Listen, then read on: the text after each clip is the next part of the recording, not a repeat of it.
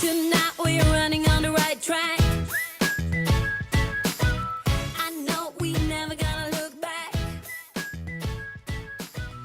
Hey everyone, welcome back to my channel, Single Mother by Choice. My name is Martine, and before we get into today's video, I just really want to take the time to congratulate Arlette Hardy from Chasing Joy.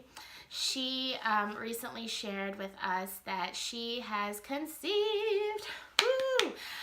So Arlette has been going through this process for several years, and finally she has achieved her dream of conceiving and for it sticking, because she has conceived before, but things didn't work out. But this time it's working out, and I'm really excited for her. And you know, her story just really gives me a lot of hope and inspiration, and is teaching me patience, and is teaching me to just continue to stay strong and believe and stay positive. So congratulations, Arlette. Please make sure to check out her channel, Chasing Joy, so you can follow her pregnancy journey. She just shared actually her first update. I like to call them bump dates. So go over there and check it out. I'll link it down below. But now let's get into my story. And for cycle 3, it was a doozy. So let's just get into it. All right, so let's get into what happened. So cycle 3 was interesting, to say the least. It was a roller coaster ride of emotions. Starting with this. So everything was going as usual. Went in for my monitoring, went in for blood work, you know, started taking Clomid. This time the doctor increased my Clomid, so I was taking Clomid. Everything's going fine. Scheduled the day for me to go in and receive the trigger shot. Scheduled the insemination day. Everything's beautiful. This time, so I did change my donor. So if you don't recall, or if you haven't watched this video yet, I did have a picking party, basically so that my friends could help me and my family could help me make the decision, because it was daunting. It was overwhelming. I didn't know which way to go. So I selected 10 donors, and then my friends helped me to narrow it down to 3 donors, and then my mom helped me narrow it down to 2, and I chose the final. So I've been using my number 1 for the past 2 cycles, but this time I thought, you know what, let's change it up. Maybe that'll make a difference. So I did.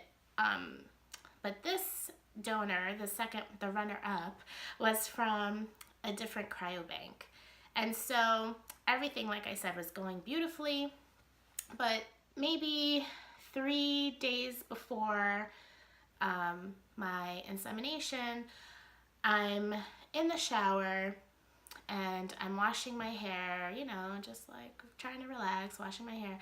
And it, like a ton of bricks, it hits me. I'm like, holy shit. I'm like, I picked the wrong delivery date for this sample to arrive at my fertility clinic. I chose a date that was a week later than the day I would be inseminated. I just stopped and froze. I panicked, and suddenly I'm like, crap, and I grabbed my phone, because of course my phone is in the shower with me, because that's how I listen to music. It's so dangerous. Like, I mean, I do everything on my phone, including recording this video. But anyway, I had my phone in there. I grab it. I'm calling, like, as my hair is wet, soaking wet with, like, I think it was at that point conditioner. And I'm calling Seattle, like, hey, help me. And they're like, yes, we have express shipping. We can get it to you by this day at this time. And I'm like, great. And they said it's $100 more for delivery. Delivery is already about $128. I paid $100 more. So I'm like, whatever, here's my card number. So finally I'm like, okay, that was like disaster averted, right? Wrong. So wrong. So the days go on, whatever. I get my trigger shot. Next morning, I'm getting ready to go to the clinic, and something dawned on me. I had a few minutes left to kill before I left the house. I'm sitting around. I'm like, let me just check my phone, because I had some messages. I listened to this message from Seattle from like maybe a day before. and basically saying like, hey, we can't ship out your sample because we never received the release form from your doctor's office. Crickets. What? What? I'm like, what release form? Because from my previous cryobank, all I did was like log on, select how many, where is it going, right?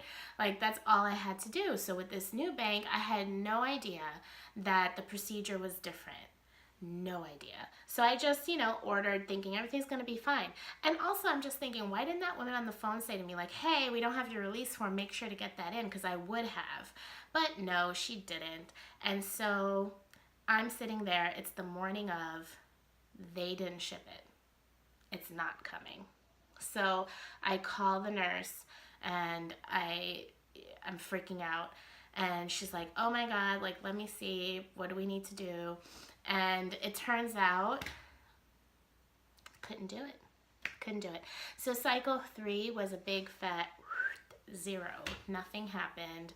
Other than I wasted time, energy, money. But I did make an appointment with my doctor the following week, and we discussed it, and I basically had had enough, and I was like, listen, we're not doing this anymore. Like, what do we need to do? And luckily, with my mom's help financially, blah, blah, blah, like, we can start this process of IVF. And I'm super excited, but also nervous, but we'll talk about that in another video. Like, it's starting to dawn on me, everything that I have to do, and I'm a little bit crapping my pants. So yeah, it was a big fat 0 on that, but that's okay. I feel like I don't know if that was subconscious, everything that happened, but I just feel like I feel better about trying to conceive this way, and I know it's a lot. I think now we'll talk about another video, but I just want to quickly say that, when I first told people I was trying artificial insemination, they're like, oh, cool, great, we'll support you. But now that I'm saying like I'm moving on to IVF, people are like, oh, kind of like, are you sure? Or, I've gotten it a lot, like, oh, wow, that's like intense. And it's going to be intense. So like, I wasn't worried initially, but now that people are reacting the way they are, and it's a little bit nerve-wracking. So if you've been through it or are going through it, please leave me some advice. Like, what was your experience like? Because I've watched a couple of people, but like, let's get real dirty and honest on this, because like, what am I in for? Anyway, we'll talk more later. But thank you for watching. I'm so happy to have so many new subscribers. Thank you again for joining this community. Please let me know like who you are. What are you in the process of trying to conceive? Are you thinking about it for the future? Have you already done it? I want to know all about you. And once again, I want to congratulate Arlette. I think that I'm going to start doing that. Like, I do follow a lot of people who are trying to conceive, or who are, like, who have done it. So I think I might like pick one person a week to sort of celebrate, or whenever something good happens, I want to share the news. I want to spread the news, because I think it's nice for us who are still in the process to see that there is a light at the end of this tunnel, and that it is possible. So again, congratulations, Arlette. And if you've recently experienced success with IUI or IVF or any other method, please share it with me down below and I'll shout you out.